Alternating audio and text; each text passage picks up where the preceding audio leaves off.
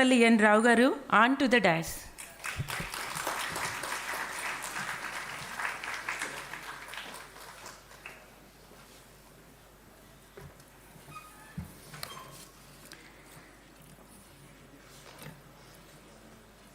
Thank you, sir.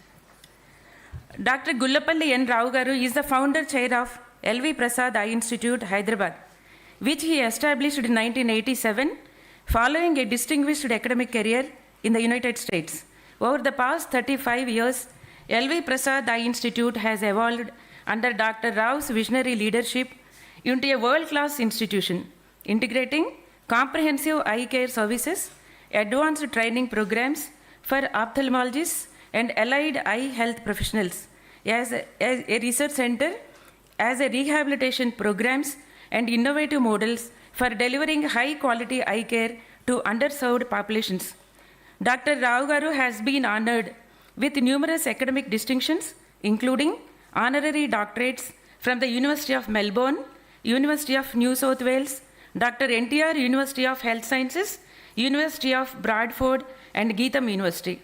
In addition to his work with L.V. Prasad Eye Institute, Dr. Rao garu has held significant leadership roles internationally.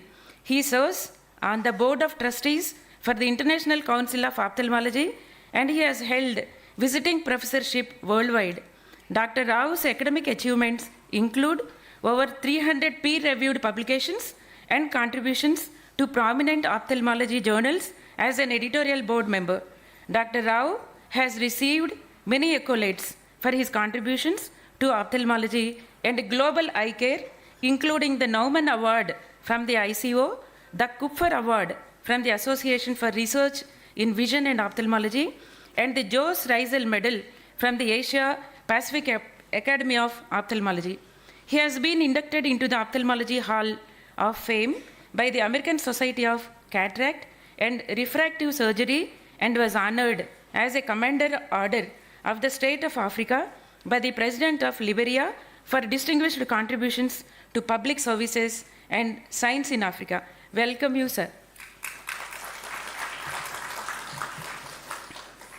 Now I request the dignitaries to pay tribute to NJ Yasaswi garu through floral method.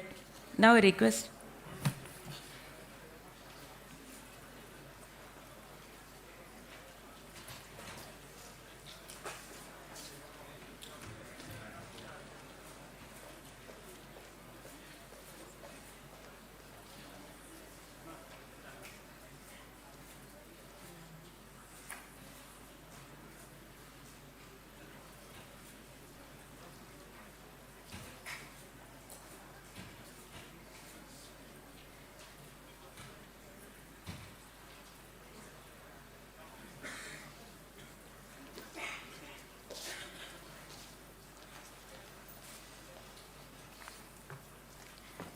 I'll request our Vice Chancellor, Dr. L.S. Ganesh garu, to give his introductory remarks.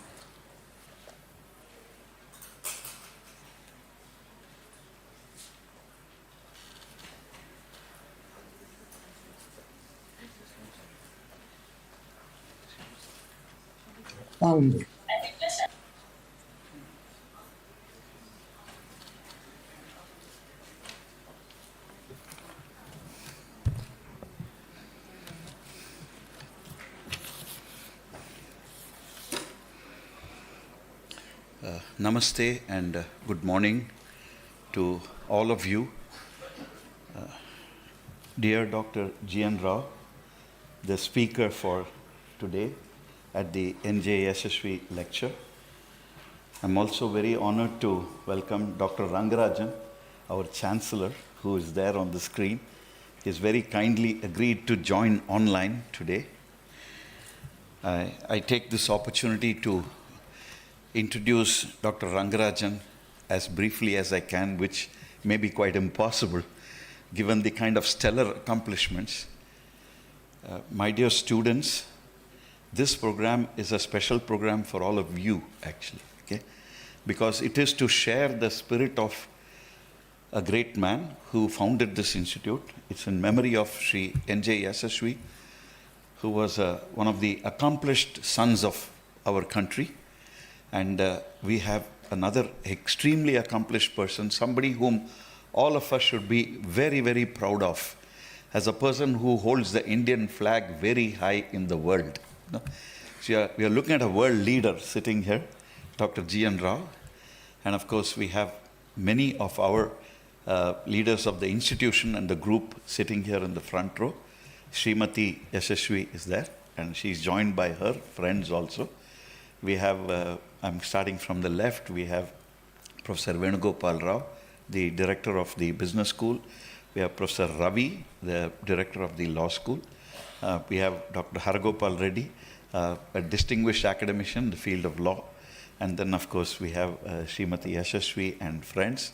We have Professor Uday Desai, who's on many of our boards in the group, and a former director of IIT Hyderabad. We have Dr. Sudhakar, who is the head of the branding for the whole group, an accomplished marketing professional. We have Sri Shankaraji, who is the president of the society. And we have Professor T.R.K. Rao, again a distinguished academician who serves the group as such. We have Srimati Yasaswi's brother. And then we have the Vice Chancellor of the Sikkim University, Professor Jagannath Patnaik. And then we have Professor Shailajan, who is the director of the School of Social Sciences. We have Professor Munawar Pasha, who is the principal of the School of Architecture. And then we have Professor Sashikala, who is the controller of examinations. So welcome to all of you. I just wanted to share a few words before we listen to Professor Dr. Rao. Before that, my impossible attempt, I'm going to try to introduce Dr. Rangarajan. It's literally like holding a candle to the sun, you know. Anyway, let me be bold enough. Dr. Chakravarti Rangarajan, the Chancellor of our university, is a leading economist who has played a key role both as an academician and as a policymaker in our country. Currently, he is the chairperson of the Madras School of Economics and the president of the C.R. Rao Advanced Institute for Mathematics, Statistics and Computer Science in Hyderabad. Previously, Dr. Rangarajan held several important positions, including the Governor of the Reserve Bank of India, the chairperson of the Economic Advisory Council to the Prime Minister, a member of the Planning Commission, and also the chairman of the 12th Finance Commission. He was also the governor of the then undivided Andhra Pradesh and was a member of the Rajya Sabha. Dr. Rangarajan was the president of the Indian Economic Association in 1988 and was again honored as the president during the centenary year 2017 of that association. He was also president of the Indian Econometric Society, 1994. Dr. Rangarajan has received several prestigious awards, including one during the last 2 days. In the phone call, he said he was in Bombay to receive an award. So I think the awards keep coming to such a great son of this country. Yeah. Notable among them are the Honorary Fellow of the Indian Institute of Management, Ahmedabad. I want all business students to note that he was a professor of economics. Okay? And the Alumni Award for Outstanding Leadership by the Wharton India Economic Forum, and the Finance Man of the Decade Award given by the Bombay Management Association. In recognition of his distinguished service to the country, the President of India honored him with the Padma Vibhushan in 2002, and he was a part of the team which launched the liberalization reforms in 1991. In 2020, Dr. Rangarajan received the P.C. Mahalanobis Award for Lifetime Achievement in Official Statistics. In fact, I want you to know he's a phenomenal statistician. And he has laid the base for much of the statistical work and data collection in our country, without which we will really sink. Actually. Okay? And Dr. Rangarajan received the Professor C.R. Rao Centenary Gold Medal along with Professor Jagdish Bhagavati of Columbia University for lifetime contributions in the fields of theoretical and applied aspects of quantitative economics. And of course, Dr. Rangarajan is a prolific author who's written extensively in professional journals at home and abroad. And he continues to keep sharing his wisdom almost, if I'm not mistaken, almost once a week. You know, his articles come and he's so enthusiastic about sharing his wisdom to all of us. And there is a lot of it, plenty of it. It seems to be a Literally, his source of wisdom seems to be an eternal spring. Okay? And his latest book is Folks in the Road, My Days at RBI and Beyond, which was published by Penguin just about a couple of years ago. So, sir, thank you very much for joining us today online, Dr. Rangarajan. We are indeed, I feel we are blessed by your presence, online presence. Thank you very much. Yeah.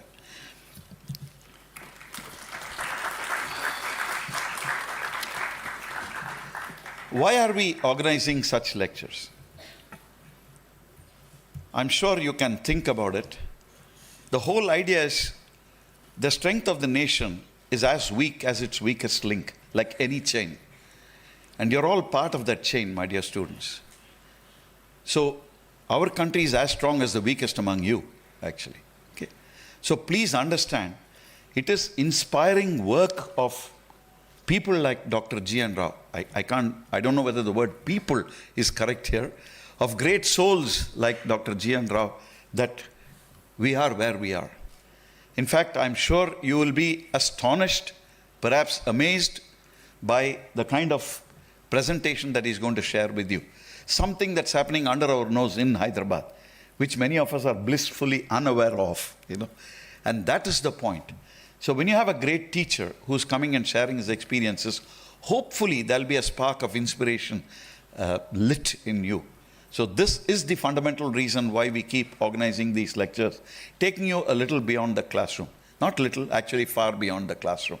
I hope you will really pay a lot of attention, focus on the points that he's going to share with you, a lot of experience and wisdom here, and build your own thoughts very, very carefully as you step forth into the next day and your future. I welcome you all, and I hope you'll have a great day ahead. Thank you very much.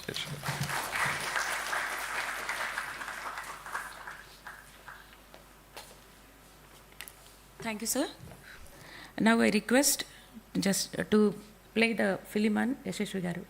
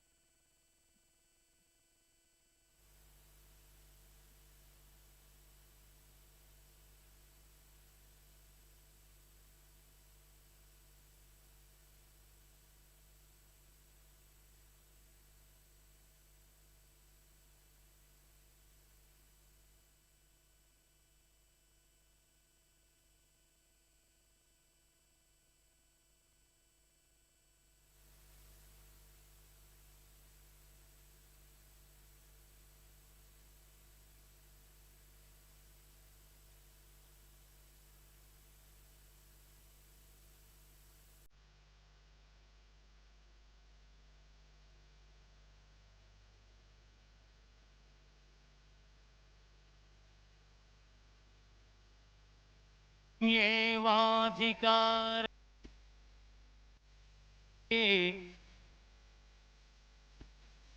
Jan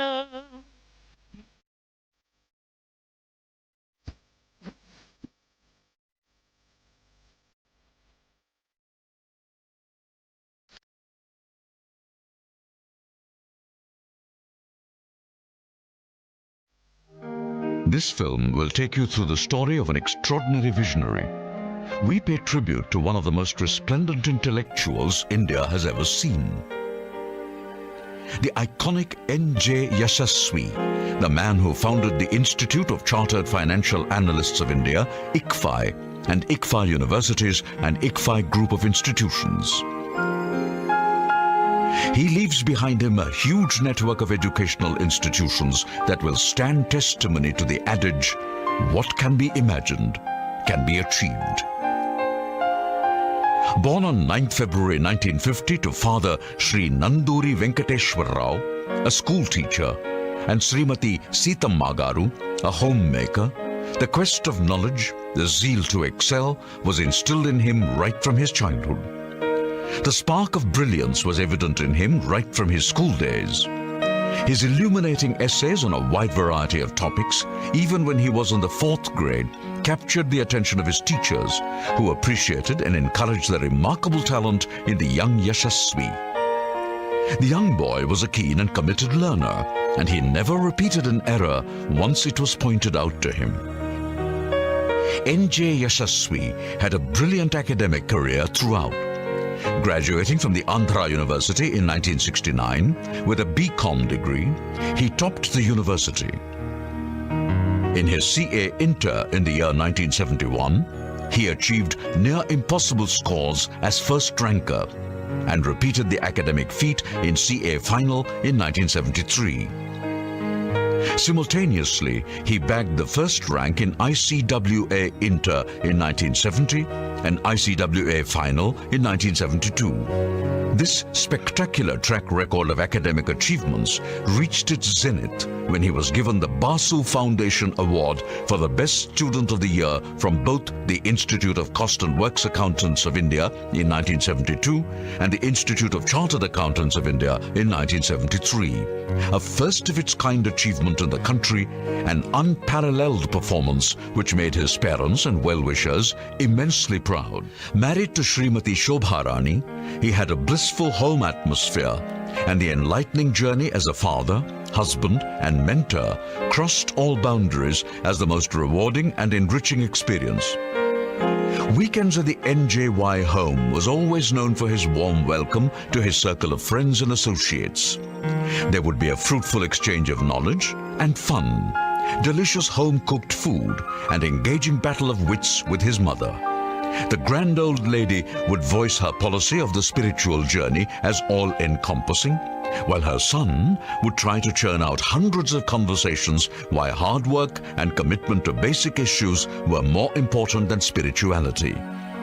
NJ Yasaswi was fortunate to have lived a fulfilling and supremely satisfying family life. His phenomenal career began in a modest manner with a brief stint at ITC as a management trainee. Thereafter, Mr. Yasaswi joined as a faculty member with Administrative Staff College of India in 1974. NJ Yasaswi spurned an offer to teach at the prestigious University of Singapore's Accountancy Department, as he informed Professor Bhanoji Rao Garu that he felt that he had some important contribution to make in India. In 1981, he started his consultancy firm Yasaswi Management Associates Private Limited. And from then onwards, there was no looking back. It was in 1984 that he started the ICFAI Society. In 1995, he was instrumental in setting of ICFAI business schools across 8 locations in India.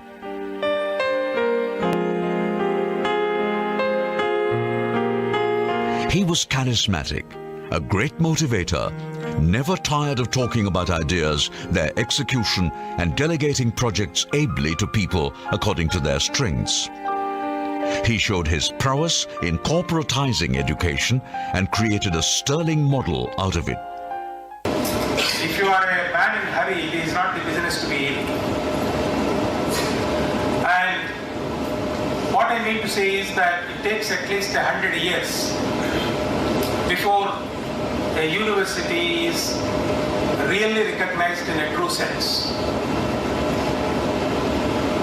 The grandfather should study there, then the father should study there, then the child should study there, then the child's child should study there. A pioneer, a leader, and innovator, NJY created Andhra Pradesh's first private placement industry, first leasing deals, first stock market newsletters, first management consultancy, and the earliest traces of knowledge society. He loved knowledge, science, and new ideas that changed the world. Yet, he remained humble, always working with a motivation to do something different, to make a difference to the world of business, education, and publications. I knew Mr. Yasaswi when he joined the Administrative Staff College of India in the year 1974. He taught finance courses. He was an outstanding teacher in that college. He also wrote books in the area of finance and investments, which can be easily understood by common man. He is extremely clear in his thinking. His motive was meritum ethicus, that is, provide merit, give preference always to merit, and be ethical in all your administration and management practices. He had the flair to make everything look simple to accomplish, even to an ordinary mortal. A powerhouse of energy and enthusiasm, his repertoire of achievements in education is amazing. Whether it was the launching of the Chartered Financial Analyst program to make true financial management available to the Indian youth way back in 1985, or constantly updating it to suit emerging needs of the Indian financial markets, starting new programs for the changing needs of the reforming and liberalized Indian markets, or redrafting the curriculum for an existing program to align it with the changing business environment, he sailed through them with effortless ease of a true genius. NJ Yasaswi possessed a remarkable sense of social responsibilities, aesthetics, scientific and intellectual temper, and cultural sentiments. What came naturally to him was his ability to make gold out of dust. A seemingly useless idea or an innocuous thing would spark a business model in his mind. And he was a great practitioner in possibility thinking. In that sense, he was a great economic naturalist, allocating capital to get optimal and even phenomenal returns with scarce resources. A gifted communicator, NJ Yasaswi masterfully articulated the need for a new university with government authorities, and went on to establish universities with competent faculty, duly supported by requisite infrastructure, designed the campus for a newly approved university, challenging great odds in his own inimitable style. Bequeathing the coming generations with a rich legacy of publications, he published innumerable books on current topics of management, with his unabated desire to bring the latest knowledge to the doorsteps of the Indian academic institution. An achiever par excellence, NJ Yasaswi was, however, not one to court publicity. His favorite retreat was his corner chair, surrounded by his books and photos in plot number 19 Nagarjuna Hills, from where he generated ideas that changed the educational scenario. And his worthy emissaries emulated his ideals, touching the peaks of success and turning their mentors' dreams into vibrant realities. In the last 2 years, he started several new projects. Turning to his roots, giving his mother tongue and traditions of Philip, he ventured to promote Carnatic music, established B.Ed colleges, and also a unique initiative called C.P. Brown Academy, which is today successfully bringing timeless works of Telugu arts and literature within reach of the current generation. NJY achieved so much at just 61. And yet there were so many projects at hand, his entrepreneurial zeal never diminished. For his unrivaled contributions to education, Sri Yasaswi truly deserves a place in the history of the business scenario of Andhra Pradesh and Indian education in general for his life's work. Thousands of employees of the ICFAI grew, including people, grew like saplings under the banyan tree called ICFAI, which spawned the biggest service sector boom in education, research, publication, and policy making. Some of India's most successful fund managers, analysts, bankers, journalists, software and management professionals, thought leaders, and thinking elite have some connection or the other with ICFAI. Either they worked at ICFAI or they studied at ICFAI and its associate wings. The causes he expounded were noble, and it is the duty of his protégés to carry them forward. This is the greatest tribute one can pay to him, standing as living testimonies of his life's mission.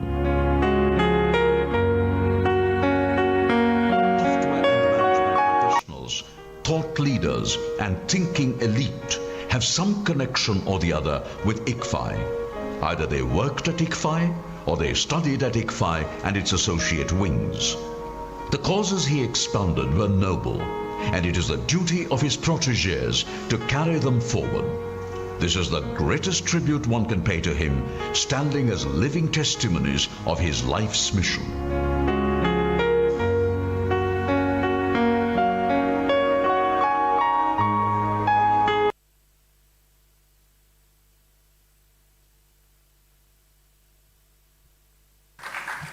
Thank you so much. I think we can give another big round of applause to sir.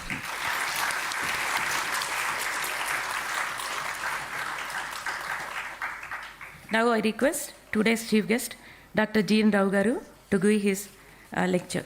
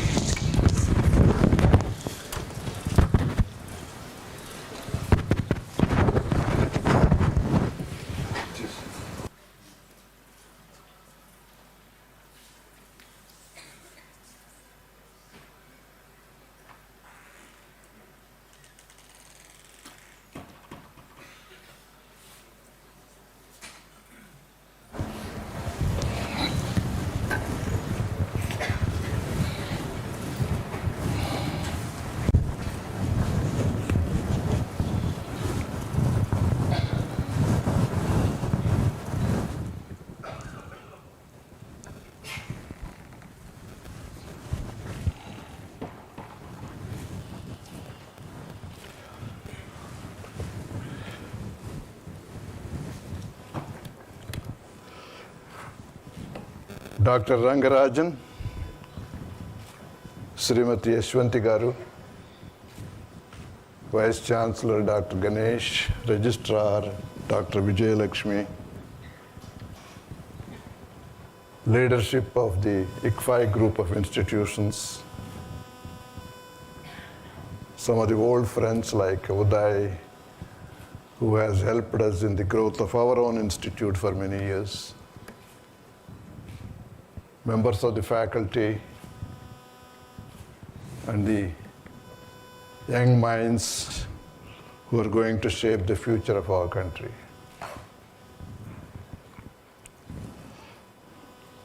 It's indeed a great honor for me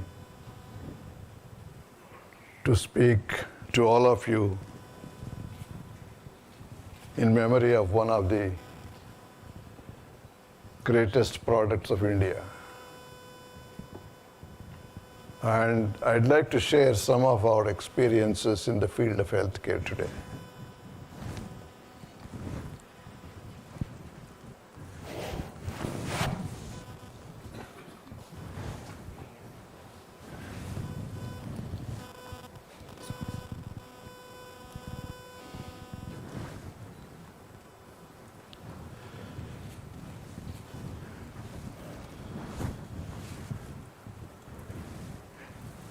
It's considered that our country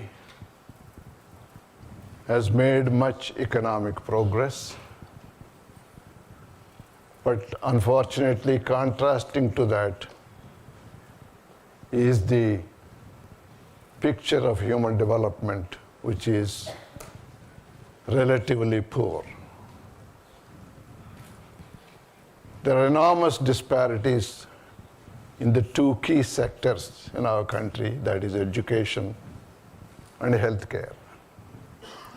In education, as everyone knows, we have multiple challenges, including the quality of education that we have available across the country and at all levels, from school education to professional schools and the advanced graduate education. COVID-19 has indeed exacerbated the problems in a significant way. And it's been shown that the learning loss has indeed been a global disaster, and particularly more pronounced in the developing countries. So innovation aimed at human welfare is indeed a great necessity in the present day. And that's possible only through visionary leadership who can build great institutions of learning in countries like ours. And Sri NJ Yasaswi belonged to that rare breed of people. A teacher par excellence, an enterprising entrepreneur, and a visionary leader. He contributed significantly through multiple roles, both to the governmental and non-governmental sectors of our country. And the example is the camp that we are located now. Coming to healthcare,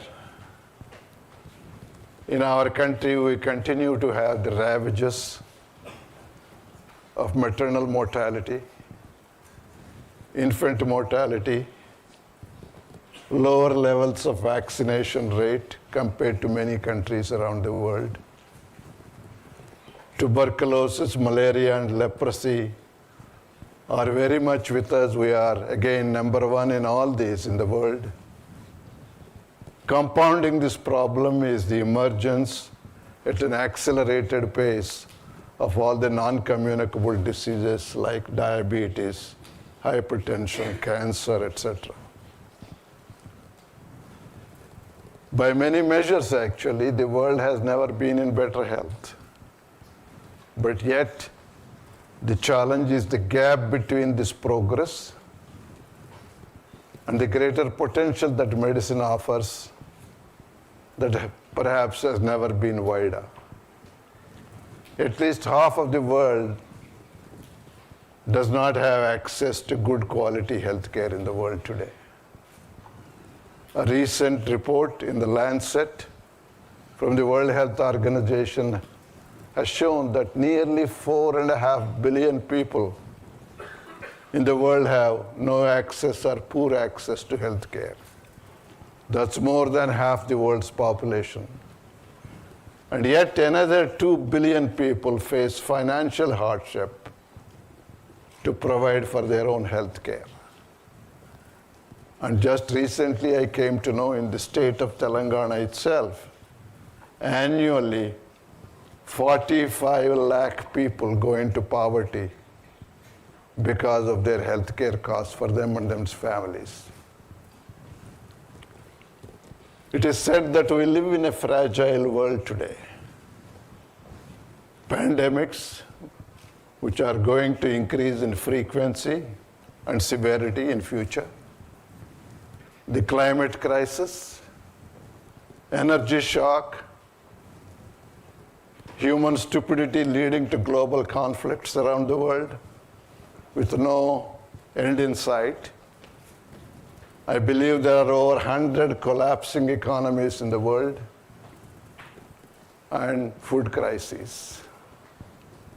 Healthcare is interlinked to other crises like climate change and inequality.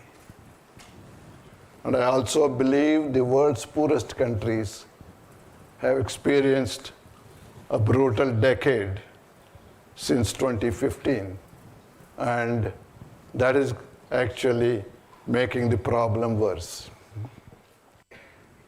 Recently, the World Health Organization Council has come up with some recommendations. It has made that valuing health and well-being should be made a priority. Health should be made a human right. Arrangements must be made in the budgetary requirements of all the countries for long-term financing of healthcare.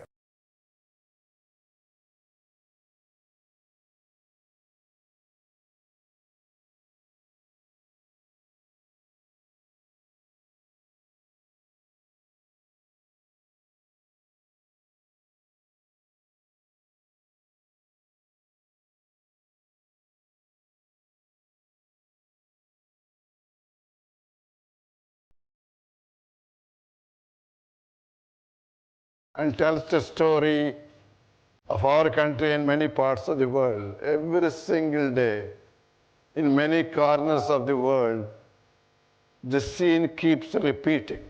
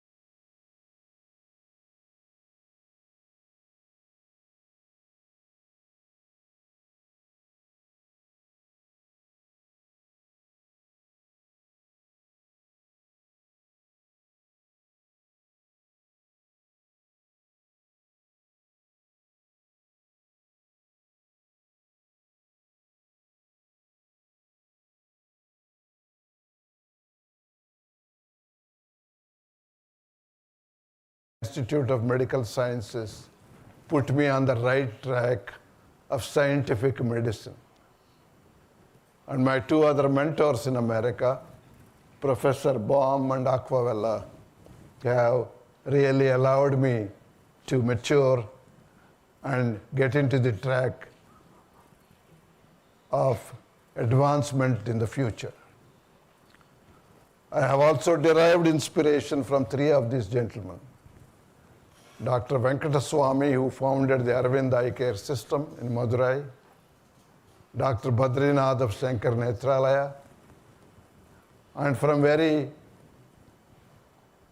early days in my medical school, the teachings and learnings from Professor Ramalingaswamy, former director of AIIMS and the Director General of ICMR, one of the greatest sons of India and the greatest medical people of India. I was born in a small village and spent the first 10 years of my life in a rural schooling situation in Krishna district of Andhra Pradesh. My early adult life was in a smaller town in those days, Guntur. Then I moved to Delhi, then the US, and then it opened up the entire world for me. And all those experiences and education, both formal and informal, through interactions with many, many people around the world, helped to have the right kind of background to understand the burden of our healthcare problems and the burden of eye problem in our world and in our country. And of course, education and exposure certainly helped. In our institute, we wanted to do everything in a proper way, aiming for excellence in everything that we do.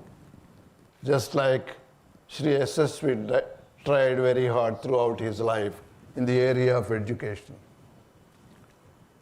We are a value-based and culture-based organization, and that's very important. We inaugurated as a small 2.5 story building in Banjara Hills in 1987. And the first 5 years, we literally built the culture of our institute. Culture based on discipline, aesthetics, cleanliness, respect and dignity for each individual, etc. And from 1992 to 97, we completed the building of the Center of Excellence in Banjara Hills with all the functional segments of eye care that is required to deliver high quality eye care throughout the country. And later on, in the next segment, we ventured into the rural areas to create secondary and primary levels of eye care in the rural areas. And from 2002 onwards has been the period of growth in multiple dimensions of eye care. And as one of the American heads of National Institutes of Health, National Eye Institute, remarked, we are the only complete eye institute in the world covering every aspect of eye care. In the late 90s, we undertook a very large epidemiologic study, first of its kind in India, to understand the real problem of blindness. And that gave us enough evidence to go ahead with our future planning of multi-level, multi-tier model of eye care, so that we could reach to everybody from the remotest rural and tribal areas to the urban areas with high quality eye care. This is based on the concept of universal health care that encompasses the prevention, promotion, diagnosis and treatment, and rehabilitation. So that means preserving the vision, restoration of sight, and for those where sight cannot be restored, to help them with rehabilitation training so that everyone has the ability to realize their full potential. So this is based on the principles that were pronounced in the World Health Report of 2000. And that's exactly the model that we have developed even prior to this WHO report. a pyramidal model of multi-level eye care from the primary to the advanced tertiary care. From simple screening in remote rural areas to management of complex diseases at the very top. A type of care that is appropriate to that level, available to all people, affordable and accessible, without compromising quality at any of the levels. So it is an integrated model of universal eye health, comprehensive with commitment to quality, much care as possible closer to the doorstep of people who need it most, that is the people who live in rural and tribal areas, remote rural areas, with continuity of care, not eye camps, but permanent facilities in these locations where you are making a commitment to that community with active community participation. At the very bottom of this pyramid, we focus on a population unit of 5,000 people, with our team members called Vision Guardians who make these programs possible for us.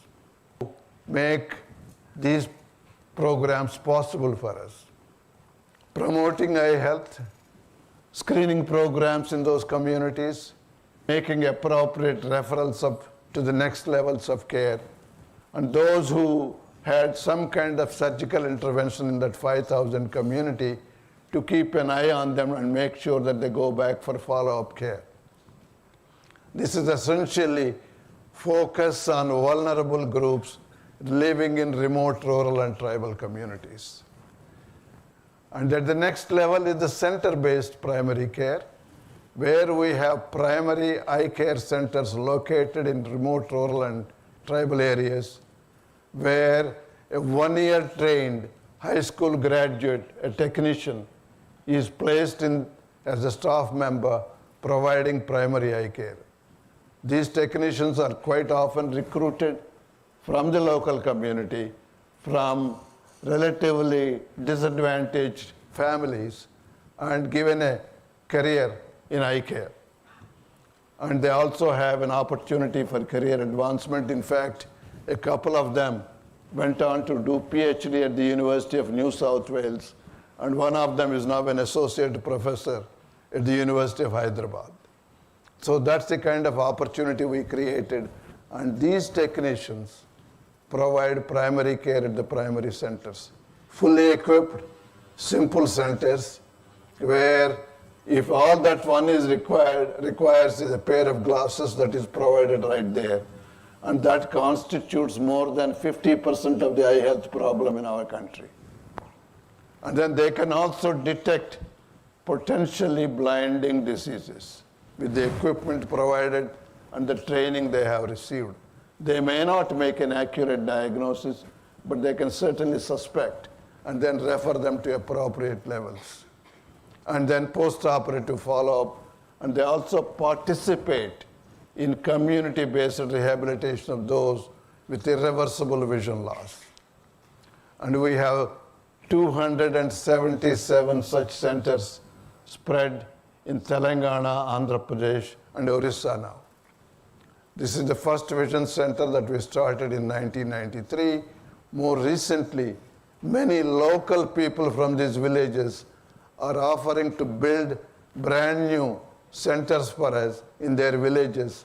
And this is the evolution of a vision center, now fully technology connected with telemedicine, and it's part of a sustainable system.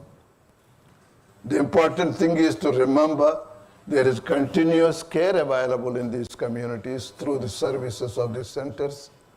There is no need for an ophthalmologist or a 4-year trained optometrist because they don't go and practice there anyway.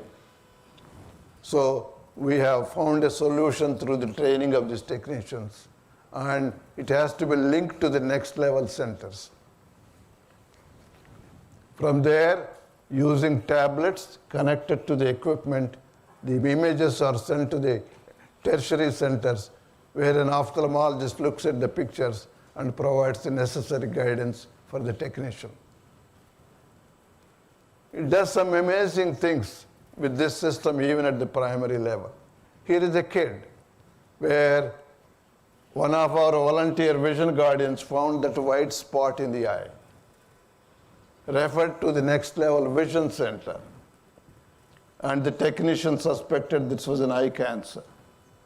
Then was referred to our tertiary center where it was confirmed that the diagnosis was retinoblastoma, one of the commonest forms of childhood cancer, and India has the largest magnitude of this problem in the world. And immediately, convincing the family was not easy to remove the eye to save the life. That was done. Chemotherapy was provided, all at no cost to the patient, the family. Here is another example of a kid born with this appearance. Again, identified, referred to the tertiary level, and this was congenital glaucoma. Prompt surgery resulted in normalcy of the situation. We averted a lifetime of blindness through early intervention.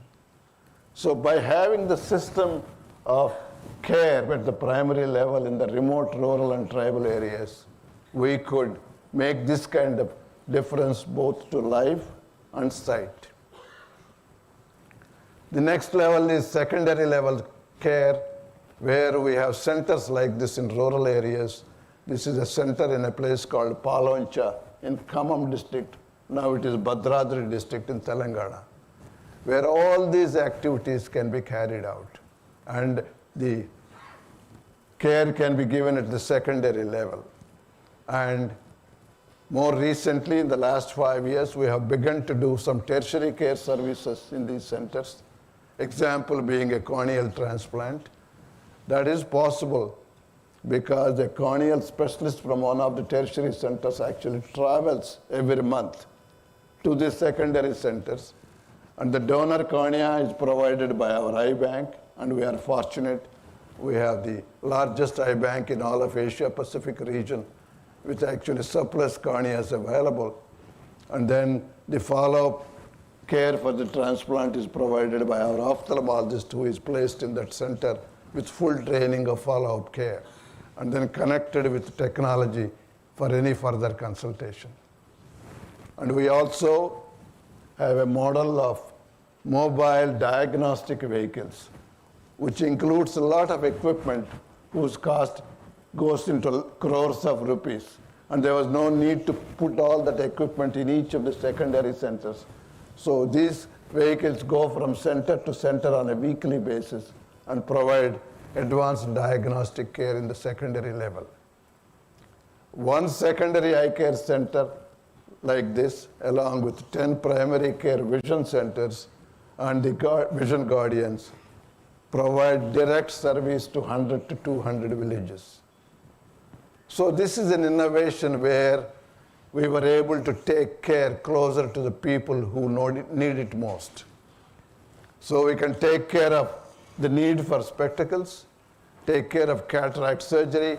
We can also provide for a large portion of the cornea, retina, and other problems which are complex. This covers 90% of all care that is required in the area of eye health. And these people don't have to travel to cities, saving significant cost to the individual, to the family, and a larger macroeconomic scale to the country. So there is convenience, comfort, and cost savings. At the next level are our tertiary centers, where you bring in ophthalmologists, subspecialists, and optometrists, where we also begin to educate all cadres of eye care personnel. We do clinical research, and they monitor the secondary level centers. Here we have teleophthalmology programs and innovation. We are now getting into focused programs for elderly population, special centers, home care. We are using e-scooters. We have technicians going to the homes of elderly people, providing the necessary care so that they don't have to travel to the institution. We have one such in Hyderabad too.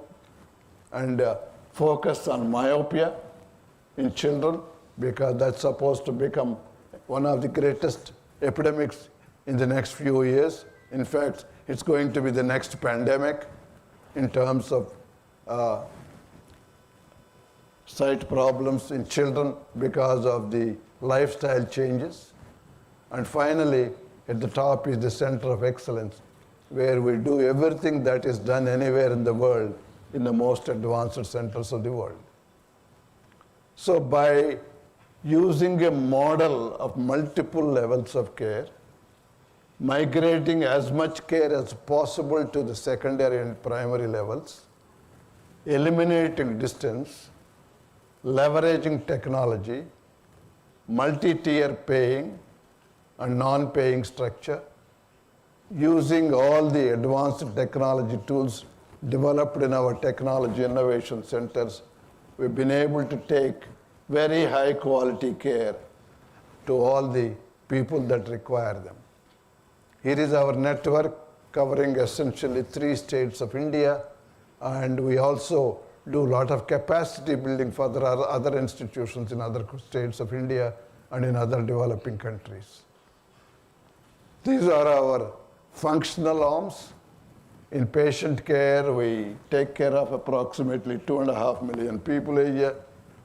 In I-banking, as I said, we are the biggest I-bank in the Asia-Pacific region, harvesting over 12 to 13,000 corneas a year.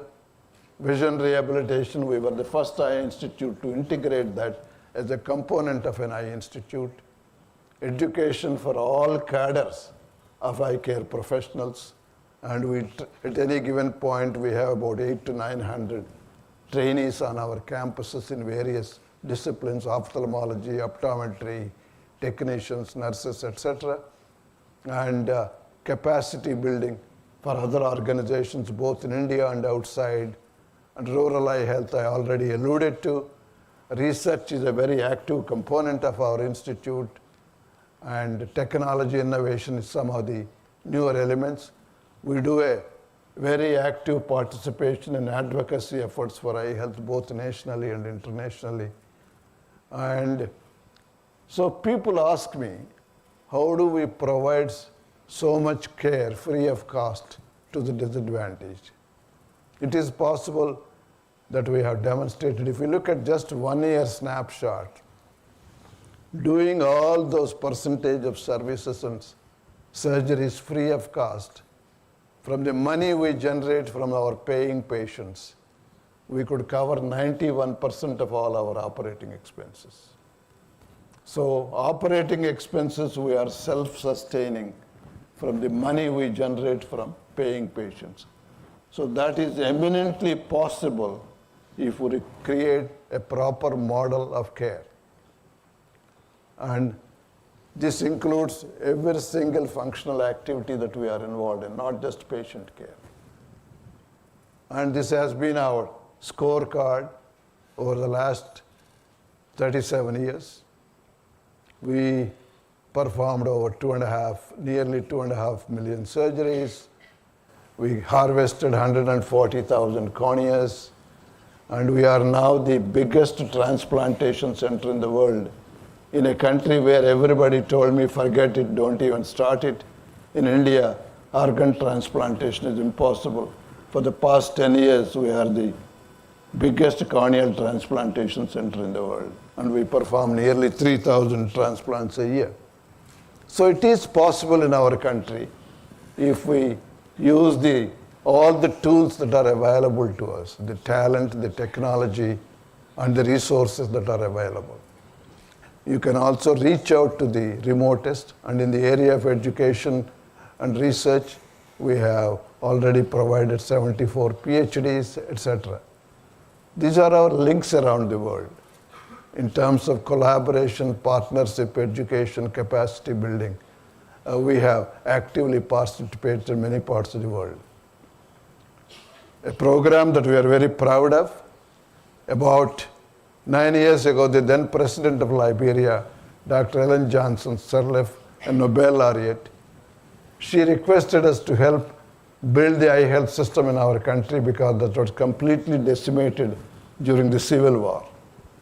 And we took the challenge, started a center, And just 2 months ago, we have completed service for the first 100,000 patients in that country.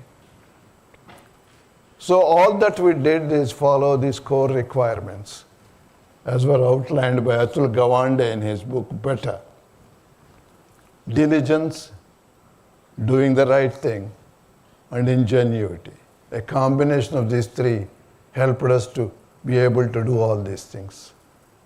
In addition, in more recent past, we are beginning to pay emphasis on green, and we have always had green campuses throughout, and this is the picture. So doing all this, we can touch lives and also win many laurels, both nationally and internationally. And in 2020, we were the first recipients, along with 2 others in the world, for this Greenberg Award for help eliminate blindness by 2020. Research productivity we are very proud of. Around 5,000 peer-reviewed publications. For the past 4 years, we have been ranked 6th in the world in research productivity, and the only institute from India. And in the Stanford list of top 2% world scientists, nearly half the people from India are from our institute. We are the only eye institute with 4 Bhatnagar awardees, 3 Ranbaxy and Sun Pharma awardees. So this is something we are very proud of. We just crossed 50,000 corneal transplants, a world record. Because the next best is 30,000. And this all happened because of the diligence and dedication of the entire team at LV Prasad Eye Institute and the enormous support that we have received from friends from all over the world. As Mahatma Gandhi said, strength does not come from physical capacity, it comes from an indomitable will, as has been demonstrated by Shri Yasaswi. In the next 25 years, at the end of the first 25, we have launched this program called Next 25, creating institutes of excellence in some niche areas, and then focus on high quality primary eye care in the remote areas in the 3 states that we work in, and replicate in the rest of the country and the world. The future also is the 3T model, I believe. Technology alone will not do it. Talent alone will not do it.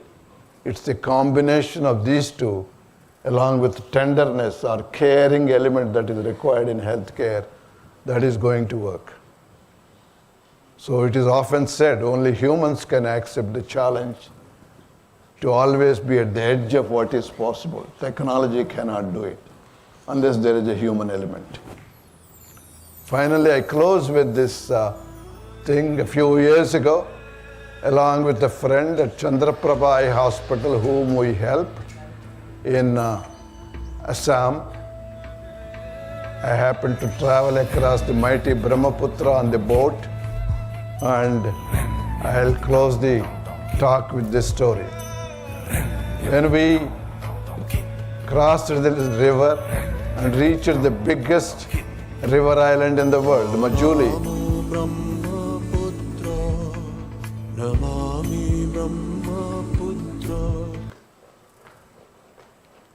and we could create a primary eye care center in this remote river island, serving the people of that island. I thought we have arrived.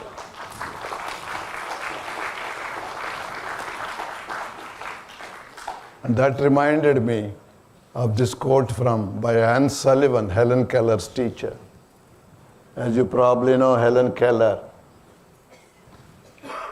despite her problems of deafness and blindness, has become a champion of disabilities in the world for many years. She was a Harvard PhD, etc. So it tells it all. I am only one, but still I am one. I cannot do everything, but still I can do something, and because I cannot do everything, I will not refuse to do the something that I can do. It is that kind of spirit with which Sri Yasaswi went ahead and formed these great institutions and influenced the entire country. Thank you all so much again for this enormous honor.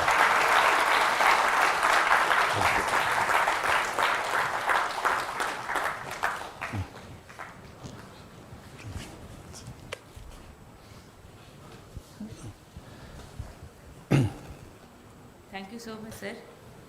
We heard about legends, but we are fortunate to meet you and see you today. Thank you so much. Now I request our Chancellor, sir, Dr. C. Rangarajan, to give his presidential remarks. Over to you, sir.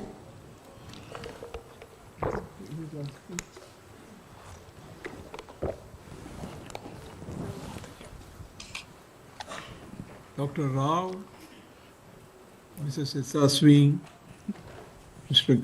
Professor Ganesh, Professor Mahendra Reddy, and friends. This is a Yasaswi Memorial Lecture delivered by one who has done a lot for improving the health situation in this country. His hospital and the developments there have shown how the availability of medical service can be made extensive and able to reach out people without much means. Before that, I have to say that it is somewhat unfortunate that I could not hear completely what the speaker was speaking because there is some problem in the transmission.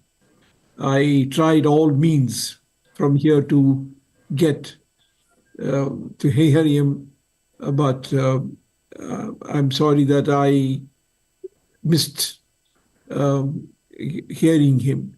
But I will, from whatever I could gather, put together a few things and make a few comments. First of all, I think this is an Yasaswi Memorial Lecture, and we must remember the major contribution that Mr. Yasaswi has made in terms of improving education. In fact, education and health are the two important elements to make the country move faster. And in our own system, if you will find that out of the social expenditures, more goes to education than to health. But that's not necessarily the right way to do it. But I will make a few comments on what can be done in order to achieve what is called the medical care to everyone. That is universal medical care. But coming back to Professor Yasaswi, it is his vision, it is his courage that has resulted in the creation of the ICFAI network of institutions, which spread almost from the Himalayas down to the south. The biggest contribution that we can make to the memory of Mr. Yasaswi is to maintain the high quality of the institutions that he helped to set up. And I think it is extremely important that all of us who are associated with the ICFAI institutions do our best to maintain, as I said, the high quality of the institutions. L.V. Prasad institution for medicine, which is there for eye care, is perhaps one of the best institutions in this area in the country.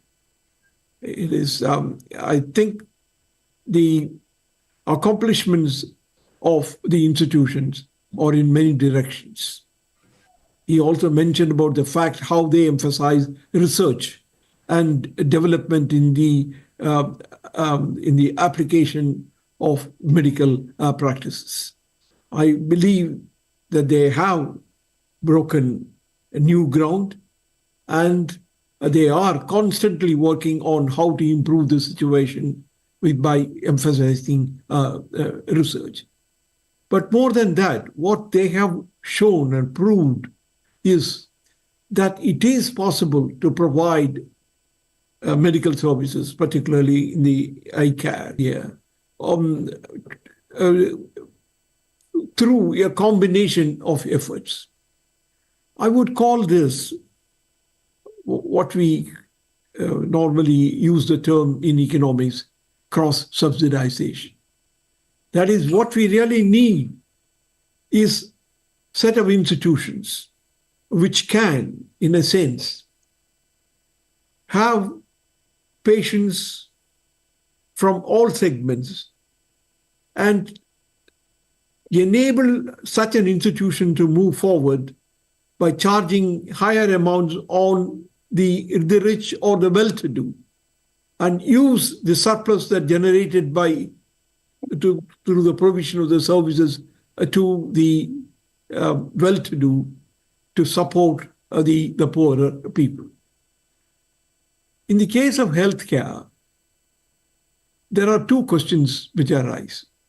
One is, what is the appropriate setup for healthcare? What are the kind of institutions that must be set up? The second is, what is the mechanism through which we can make the availability of services affordable to particularly the non-well-to-do? Therefore, at the present moment, if you look at the health system in our country, there are several types of institutions. First of all, there is the government hospitals and the government system. Then at the other end, you have the corporate hospitals, which provide very good service, which provide excellent services and provide them at a high cost. They may do something for the non-well-to-do, but that is all very limited. Therefore, the government, corporate hospitals, then there are charity hospitals, in the sense set up by organizations which seek to provide the medical facilities at a very low cost or even free. But they are very limited. There are also other institutions like the LV Prasad Medical Center or others, similar institutions elsewhere, which have, as I mentioned earlier, patients which are highly well-to-do, and also patients who are from the vulnerable sections. This is a model which is worth trying, whether it is the LV Prasad Institute at Hyderabad or the Aravind Institute Hospital in Madurai and others, which have a strong motivation to provide the medical care to the vulnerable groups. It is that which drives them to set up the institutions. But these institutions cannot survive for long only from donations or contributions or from some charitable-minded people.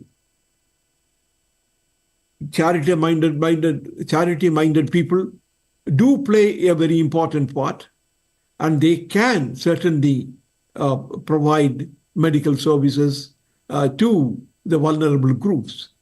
But there is a limit to it. And that is why we need institutions which get donations and contributions from charity-minded people, but at the same time, take care of the vulnerable groups by providing high-class medical services to all, but charging the well-to-do or the rich a much higher price. Therefore, what is really required is the sustainability of such institutions. The sustainability of such institutions depends upon the extent of cross-subsidization that is possible. The L.V. Prasad Medical Center has proved that it is possible to run institutions on this particular basis. There's also the Shankar Netralaya in Chennai, which also provides services free or at a low cost to the poor and the vulnerable, and charge the rich a much higher price. There is definitely a role for providing free facilities through government-established hospitals. We cannot ignore that because that is one important service that the government can do. In fact, in the literature, there is a discussion between the provision of services free or providing the medical services through insurance. The countries which we now call developed countries very often follow the insurance principle. I think there is a role for insurance-linked medical services in countries like India also, but their role, in my opinion, will be limited. What we really need is a setup in which institutions of the type that I mentioned have an important role. The corporate hospitals can take care of really the rich and the well-to-do. But that is only fulfilling part of the needs of the medical care. Therefore, using the principle of cross-subsidization, we need a lot more of institutions to be set up in the country, which can take care of the poor and at the same time well-to-do. This, because the affordability is a key question, because we have a body of people, medical people, who are a good match to the people abroad. In fact, the medical services in many of the hospitals in our country are comparable to the medical services that are provided elsewhere in the developed countries. But, for example, even in the well-developed countries, the UK has a model which is different from the model that the Americans have. And each model has its own problems. I think the Obama healthcare that came in is primarily because it was felt that the American system did not provide adequate services to the poor and the vulnerable. But in the UK system, the problem is that while the National Health Service could provide services to all, including the vulnerable, the delay in the provision of the services is very high.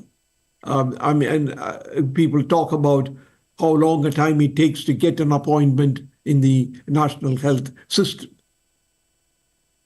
And in India, people have been talking about that the healthcare expenditures must be at least equal to 2.8% of the GDP. The data now show that probably we are below 2% of the GDP. 1.8 or 1.9% of the GDP. Therefore, there is quite clearly a need to increase the overall expenditure on health. In fact, in all expenditure programs of the government, the most important thing is how efficiently it is spent. Whether the government hospitals provide the kind of services that are needed, and whether we are getting money's worth on the expenditures that are being incurred by the government. Therefore, before increasing the expenditures, we must also be able to ensure the efficiency with which these expenditures are being made. But as I said, the biggest problem that we have is really in terms of what kind of institutional mechanism that we have. At the primary health level, perhaps the government institutions may perform better. At a different level, perhaps the kind of institutions that I talked about may be worthwhile. And therefore, I think that the L.V. Prasad Medical Center is a good example to follow. And the institutions which emphasize on cross-subsidization should be the model, and more of such institutions can come. All that I can say that is the L.V. Prasad Medical Center or the Aravind Hospital in Madurai have clearly shown that it is possible for institutions which are not government institutions or which are not corporate hospitals also to provide medical services of the most advanced type. There is no reason why such institutions which depend upon cross-subsidization cannot provide the best medical services. L.V. Prasad has shown that it can do. Therefore, I would say that in terms of healthcare for everyone, this is what we call universal healthcare. We need to move towards that direction. Government should certainly increase the expenditures on health, on the setting up of hospitals which provide free services, and at the same time ensure that these expenditures are very efficiently spent. And I would suggest that we really move towards institutions which focus on cross-subsidization and do set up institutions of that particular type. These are some ideas that I have on universal health care. I'm sorry that I couldn't hear a lot of what Professor G.N. Rao, Mr. Dr. G.N. Rao said, but I do know him a little bit, and I can confidently assert that it is the vision, it is the energy, and it is the attitude that of Professor Rao and his colleagues that created an institutions like the L.V. Prasad Medical Center, and that which could provide the most up-to-date medical services in the area of eye care to the vulnerable group, and at the same time to the rich and the others who can contribute through the higher payment for the services, and then the combination will work. I think the cross-subsidization type of institutions, more of it must come, and in addition to what the government and the corporate hospitals can do. Thank you very much, and I'm glad that I could participate here, but I also feel sorry that because of the failure on the technology side, surprisingly on the technology side, that I could not hear a lot of what Professor Rao said. Thank you. Thank you so much, sir.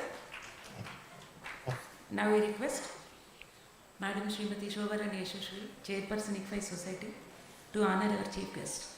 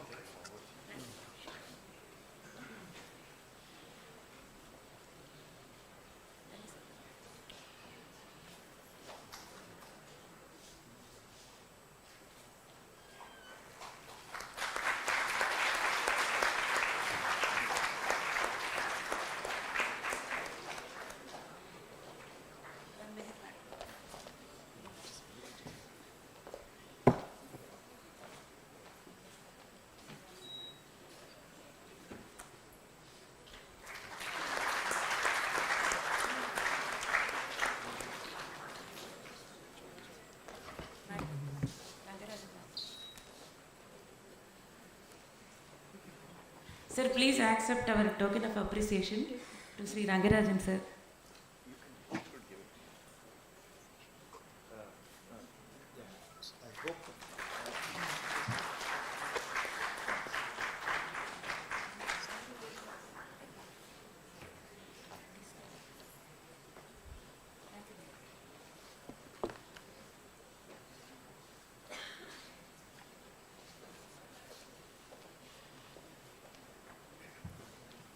Any two questions are entertained. Anybody has any questions?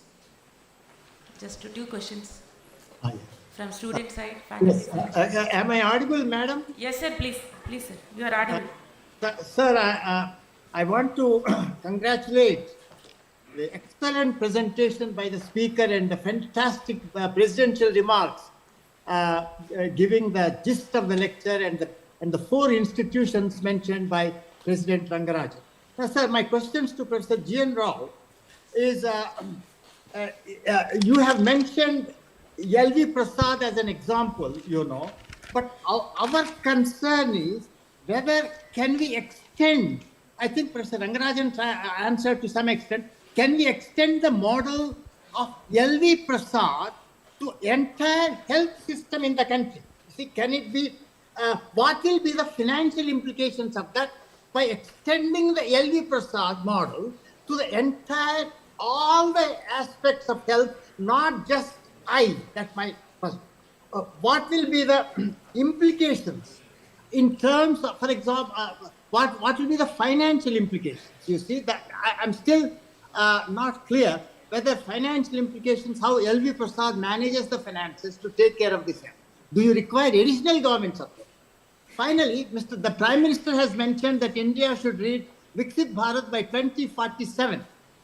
Now, what are our health goals? Professor Rangarajan has mentioned the present target is around, actual expenditure is about 2%, but we should increase. What do you think will be the financial implications of reaching a much higher level of where health for all, you see, that's our goal. Should we, many things are ringing in my mind. Should we concentrate only on the informal sector and provide the health for the informal sector and let the formal sector take care of it by paying out of the pocket expenses? So what should be our goal in terms of the expenditure on health as a percentage of GDP, say 10 years from now? Or sir, you have mentioned quarter century. It could be for the quarter century from now. Thank you, sir. Once again, hearty congratulations to L.V. Prasad Institute, to yourself and the team. Thank you, sir. Thank you. So it's my view, sir, that what we have done in the area of eye care is eminently possible in every area of healthcare and across the country. And as a matter of fact, I strongly believe that's the only way to reach out to everybody with good quality health care. And I think the investment should come from individuals, private sector, and the governmental sector. So it is through the payment of fee for service, payment of grants, philanthropy, and the government investment in healthcare together can solve the problem. And probably, I think Dr. Rangarajan is more qualified than me to talk about what percentage of GDP should be invested in healthcare. But the common belief is from the present about 2% or so that the government is spending, it should increase to at least 4 to 5%.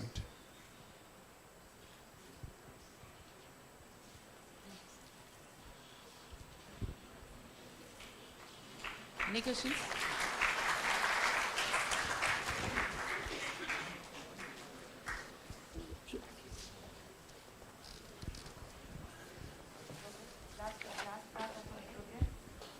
No student questions? Any questions from the students?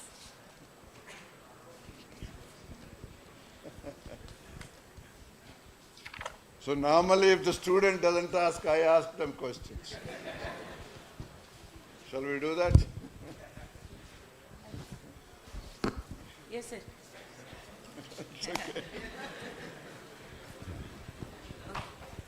Coming to last part of our program. On behalf of ICFAI Foundation for Higher Education, I would like to extend my heartfelt thanks to the Chancellor, Dr. C. Rangarajan, for his continuous support in conducting this event. Thank you so much, sir. We are highly indebted to Dr.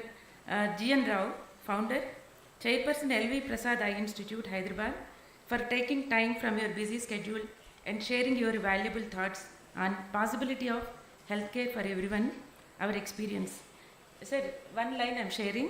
Till today, whenever we remember eye surgery, testing, or whatever, we remember LV Prasad. That is the impact you have given on all of us. Thank you. We are grateful to Srimati N. Yasaswi, Chairperson ICFAI Group, for your gracious presence. Thank you, ma'am.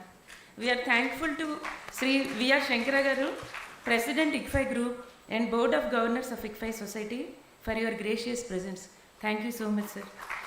I extend my wholehearted thanks to our Vice Chancellor, Professor L.S. Ganesh, for all his valuable suggestions and support.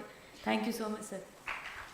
I extend my wholehearted thanks to Professor J. Mahendra Reddy Garu, Professor O.R.S. Rao Garu, Distinguished Advisors, ICFAI Society, Professor U.B. Desai, Professor Hargopal Reddy Garu, Professor D.R.K. Rao Garu, Professor Jagannath Patnaik, for their gracious presence in today's function. Thank you so much, sir. I take this opportunity to thank all our directors, deans, heads of departments, esteemed colleagues, support staff for making this event a grand success.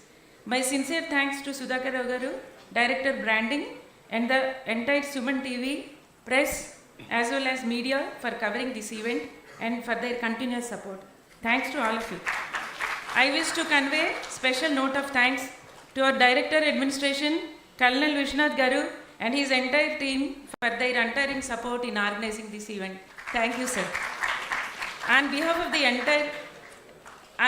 entire faculty members, I want to express my sincere gratitude to NJ sir for all his guidance and inspiration almost on the daily basis till today.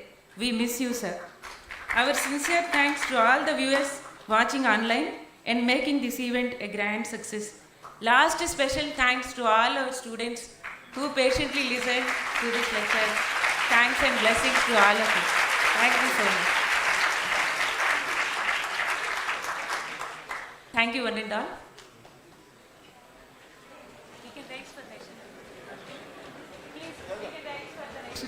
Please rise for 2 minutes for national anthem, please.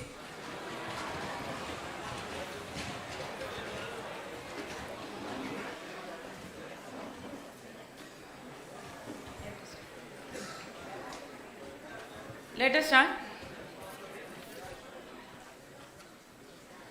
Please.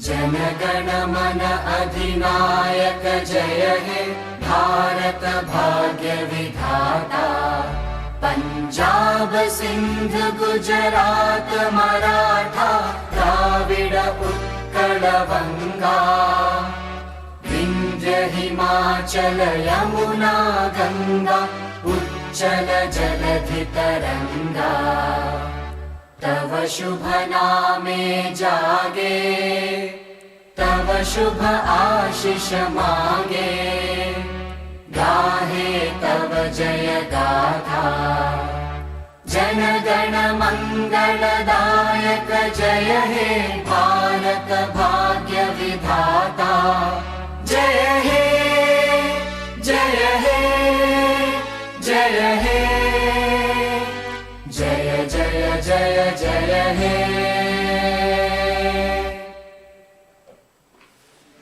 Thank you, one and all.